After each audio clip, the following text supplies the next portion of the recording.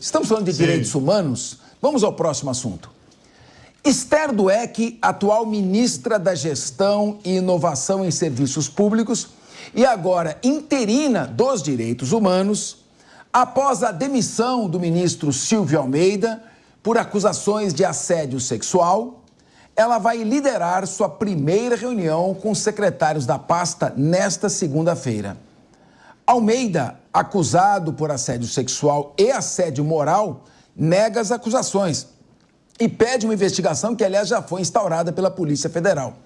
Enquanto isso, o governo já busca uma substituta definitiva, preferencialmente uma mulher negra, com nomes como Macaé Evaristo, Nilma Lino Gomes e Benedita da Silva.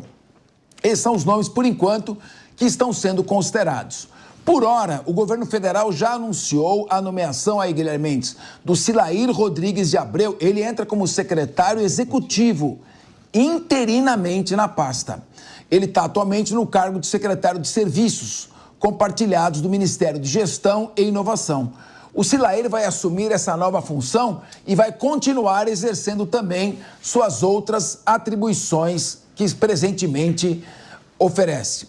Meu querido Guilherme Mendes, claro que o presidente não tem culpa desse incidente que aconteceu, mas não deixa de ser embaraçoso um evento envolvendo um ministro encarregado da defesa dos direitos humanos ter sido demitido por acusações que não foram ainda provadas, mas já existem, de assédio sexual e assédio moral, sendo que é um direito humano de toda e qualquer mulher não ser assediada. Como você vê esse evento, no mínimo, embaraçoso para o governo federal? Não, Capês, de fato o evento é muito trágico do ponto de vista humano dos envolvidos, não é? Tanto do ministro Silvio, que vai ter a oportunidade de se defender das acusações e, de qualquer forma, a sua imagem e reputação já estão manchadas, quanto, sobretudo, das pessoas que se colocaram como vítimas dessas potenciais ações. Então, é uma tragédia envolvendo as partes e para o governo também é muito ruim, porque essa pauta sempre foi uma pauta muito cara ao governo Lula, ao presidente Lula, a defesa dos direitos das mulheres, tanto é que ele recria ministérios justamente para trabalhar especificamente esses temas, a questão do assédio, a questão da violência contra a mulher, o fomento, né, à liberdade das mulheres conseguirem manter o direito aos seus corpos, à sua saúde, à sua integridade física e moral, por meio das políticas públicas que esses ministérios vêm a desenvolver. De modo que ter uma denúncia numa pasta tão cara para o governo como a pasta de direitos humanos é, sem dúvida, um duro golpe. Achei que o presidente, de uma certa maneira, agiu de forma rápida, na medida em que esse assunto ia ganhando proporções muito grandes, sobretudo por conta da ação das redes sociais, que cobraram muito e, com certeza, deveriam cobrar mesmo. E lamento a postura do ministro Silvio, que eu, no lugar dele, teria sido partido imediatamente para um pedido de licença, sem dúvida, para exercer o seu direito de defesa. Ninguém aqui está pré-julgando e nem o condenando de forma antecipada, mas tirando um pouco dessa saia justa e dessa situação delicada que ficou o próprio presidente, que foi obrigado a demiti-lo, inclusive talvez até cometendo uma injustiça, porque só mesmo as investigações vão dizer o que de fato aconteceu.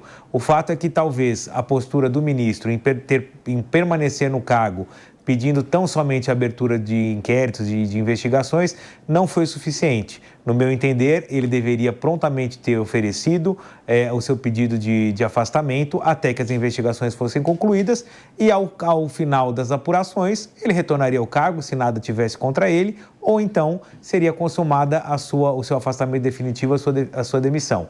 Não foi esse o caminho que ele escolheu, de modo que ele não deixou outra alternativa ao presidente Lula que não seja a sua demissão.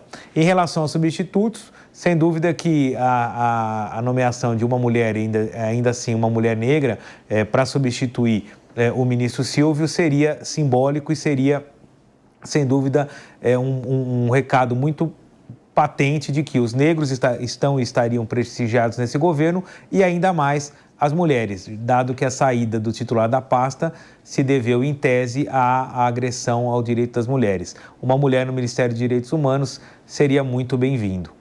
Agora, um ponto só importante que acabei de trazer aqui, que foi mencionado, existem já denúncias e já saíram reportagens, inclusive hoje, também no final de semana, de que outras denúncias relatando casos de assédio circularam no gabinete do presidente desde o ano passado. Então, acho que é importante a gente trazer isso aqui, porque uma vez isso são denúncias, isso ainda precisa ser averiguado, mas sendo averiguado, sendo comprovado, isso é seríssimo. E isso vai mostrar aí muita coisa que talvez esteja ainda por debaixo do pano e que o povo quer saber a verdade, né? Agora, vamos ver aqui uma mulher poderosa, né? Uma delegada de polícia, forte, que defende as mulheres, né? E que na sua longa carreira, ela nova, mas começou cedo, ela é muito experiente, uma delegada experiente, na sua já longa jornada, em vários episódios ela vem atuando firme, mostrando essa firmeza. Como é que você vê, em primeiro lugar, essa contradição? Um ministro da Defesa dos Direitos Humanos demitido são várias denúncias, não é só da ministra Aniele, são várias mulheres denunciando por assédio sexual e moral. E, por outro lado, a ministra que foi assediada também teve uma assessora, o ano passado, que fez postagens racistas, e ela é ministra da Igualdade Racial.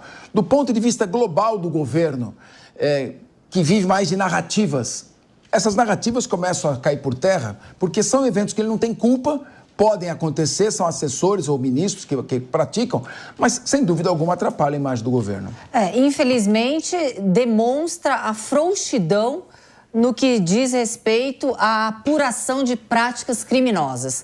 Quando falamos em assédio sexual, o assédio sexual é importante que a gente frise para a nossa audiência que é necessário, de acordo com o artigo 216A do Código Penal, uma correlação de subordinação àquele agressor, seja essa subordinação no ambiente de trabalho ou no ambiente escolar. E alguns perguntam, e o assédio horizontal não existe?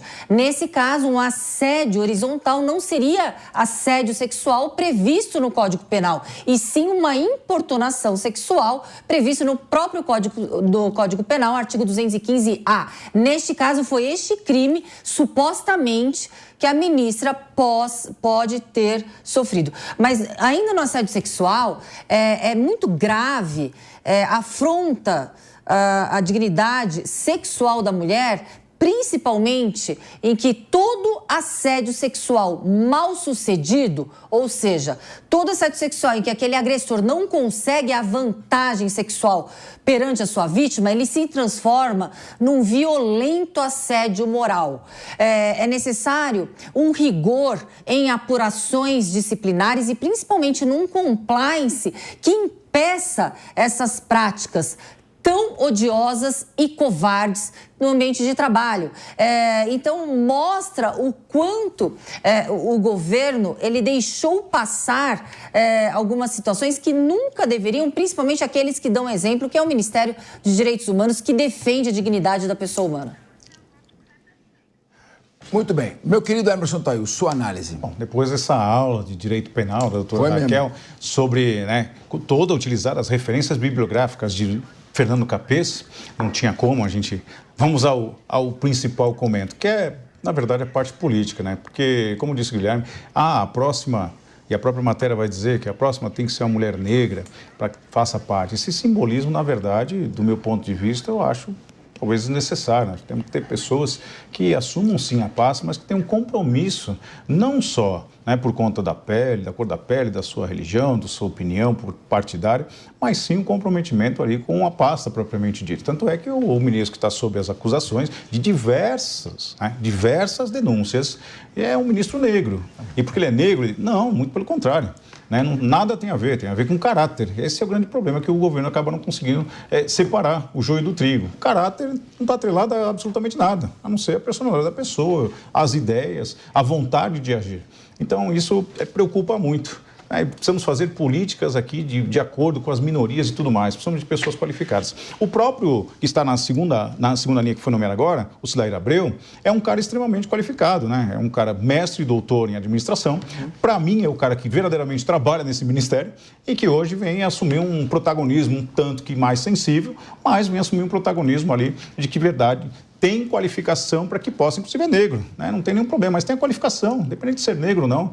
Essa é a grande narrativa que o governo acaba usando, as minorias e tudo mais. Não é minorias, temos que atrelar as pessoas às suas qualificações, ao seu mérito e principalmente à sua qualificação. É isso que precisa do governo e não colocar narrativas de A, B, C ou qualquer outra coisa nesse sentido.